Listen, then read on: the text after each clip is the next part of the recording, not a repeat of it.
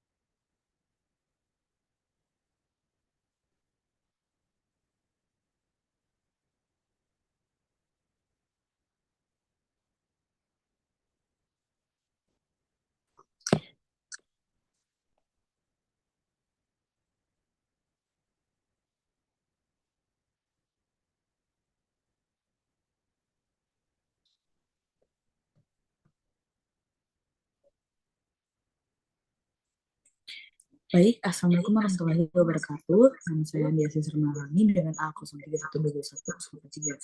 Di sini saya akan menjelaskan tentang pengangguran. Baik, jadi yang akan dibahas itu adalah dari 61, 62, 63, 64, 65 sampai 61. Baik, kita ke pengangguran dulu pertama.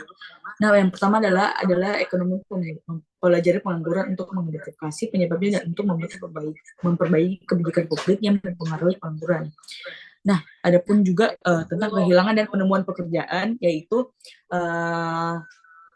di sini dijelaskan bahwa transisi antara ketenaga kerjaan dan pengangguran setiap periode, sebagian kecil dari pekerja kehilangan pekerjaan dan sebagian kecil dari pengangguran mendapatkan pekerjaan yang ada terlihat di tabel berikut.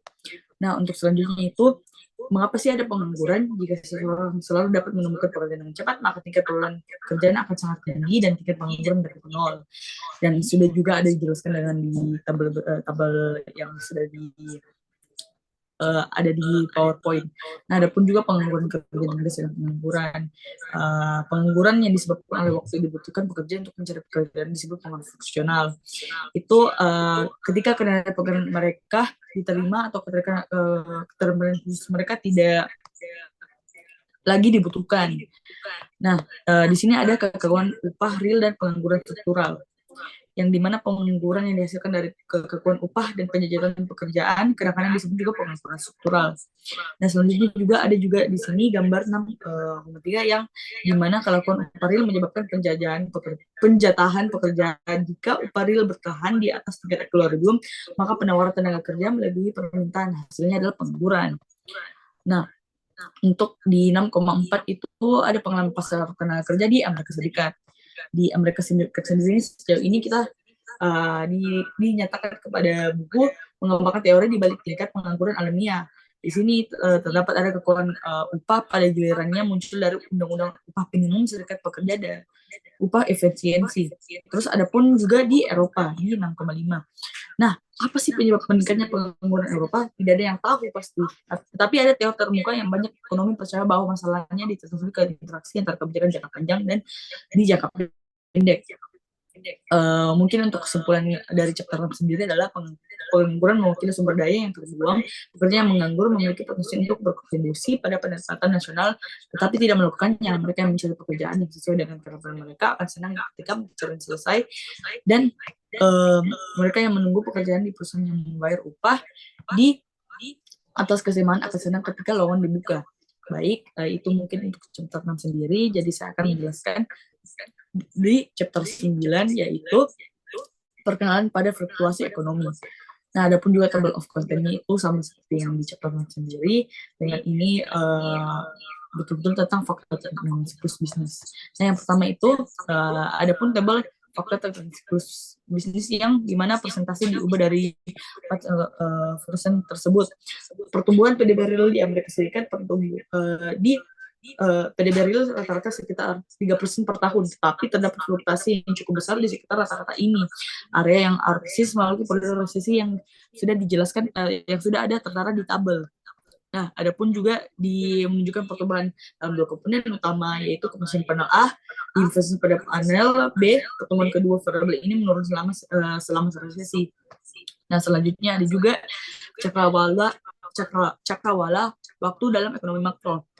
Nah, di sini sekarang setelah kita memahami fakta yang mengabarkan fluktuasi ekonomi jangka pendek, kita dapat beralih ke tugas dasar kita di bagian buku ini, membangun teori untuk fluktuasi ini.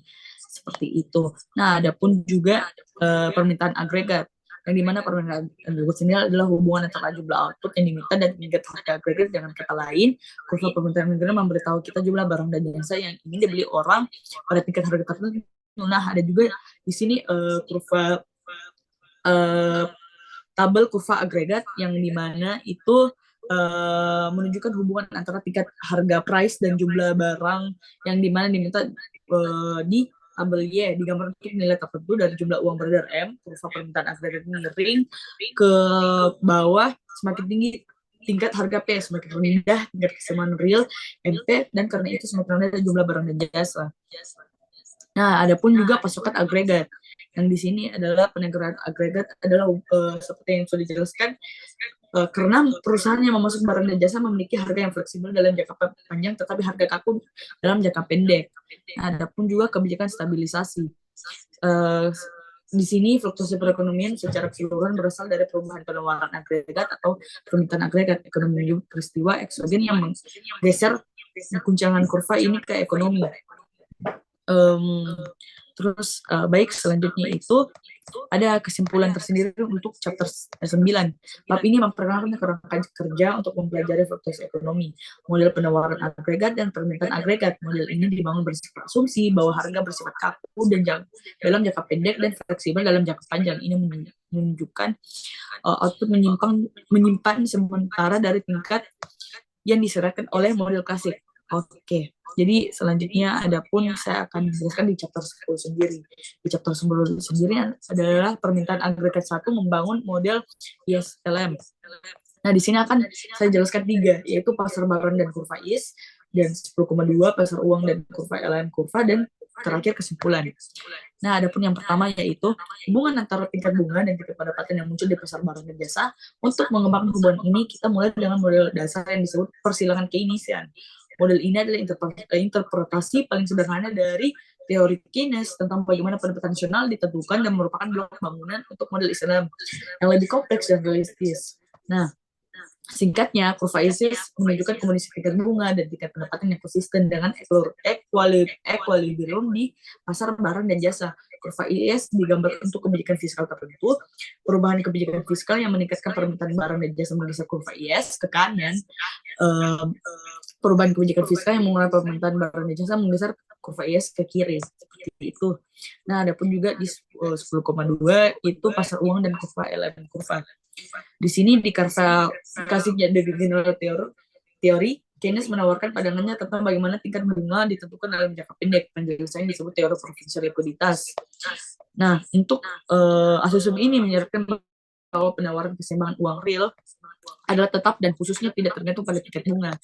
Nah, untuk kesimpulan di chapter 10 adalah equilibrium ekonomi adalah titik di mana kurva IS dan kurva LM berpotongan. Titik ini memberikan tingkat bunga R dan tingkat pendapatan Y yang memenuhi kondisi equilibrium baik di pasar barang maupun di pasar tersebut. Dengan kata lain, pada persimpangan ini pengeluaran aktual sama dengan pengeluaran yang direncanakan dan permintaan akan keseimbangan real.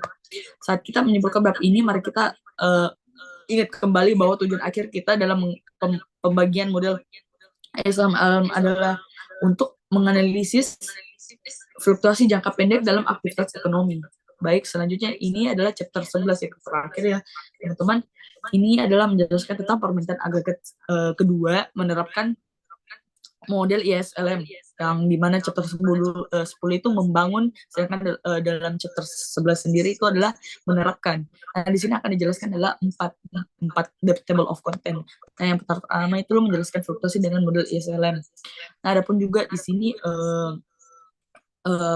tabel yang sudah dijelaskan peningkatan pembelian pemerintahan dalam model ISLM, peningkatan pembelian pemerintah menggeser kurva IS ke kanan, keseimbangan bergerak dari titik A ke B, pendapatan naik Y1 ke Y2, dan tingkat bunga naik ke real kedua yang sudah ada di paparan di tabel tersebut. Untuk peningkatan pengeluaran yang direncanakan, merasa produksi barang dan jasa yang menyebabkan pendapatan total Y meningkat. Efek ini seharusnya familiar dari persamaan keynesian. Terus ada 11,2. Kami telah menggunakan model ISLM untuk menjelaskan pendapatan nasional dalam jangka pendek. Ketika tingkat harga tetap, untuk melihat bagaimana model ISLM cocok dengan model penawaran agregat dan permintaan agregat diperkenalkan di bab 9 yang sudah tadi dijelaskan. Mengingat dari sini, mengapa kurva permintaan agregat miring ke bawah? Kedua, kami juga memeriksa apa penyebab kurva permintaan agregat bergeser juga. Nah, ada pun juga diperhebat di 11,3.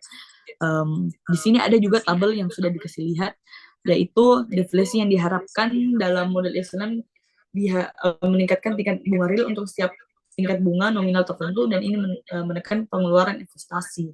Pengeluaran investasi menggeser kurva ke bawah, tingkat pendapatan turun dari Y1 ke tingkat nominal turun ke real ke I1 dengan tingkat bunga real. Nah, di sini juga dikatakan dengan kata lain, jika penurunan harga membuat tidak stabil, maka potensi jumlah uang beredar dapat menyebabkan penurunan pendapatan, bahkan tanpa penurunan keseimbangan uang real atau kenaikan suku bunga nominal. Nah, untuk kesimpulan sendiri di 11,4, tujuan bab ini dan bab sebelumnya adalah untuk memperdalam pemahaman kita tentang permintaan agregat. Kami sekarang memiliki alat untuk menganalisis kebijakan moneter dan fiskal dalam jangka panjang dan jangka pendek. Dan kami menggunakan analisis klasik dari bagian 2-3 buku ini dalam jangka pendek harga kaku, dan kami menggunakan model ISLM untuk menguji bagaimana perubahan kebijakan mempengaruhi perekonomian. Nah, untuk selesainya dari semua chapter yang saya sudah jelaskan dari chapter 6 sampai chapter 9, semoga teman-teman bisa bisa betul-betul ada manfaatnya untuk saya bisa jelaskan. Baik, sekitar dari saya ada Sisar Maharani dengan NIM A03122103 dengan kelas makroekonomi ke. Saya pamit untuk menyelesaikan Zoom saya. Assalamualaikum warahmatullahi wabarakatuh.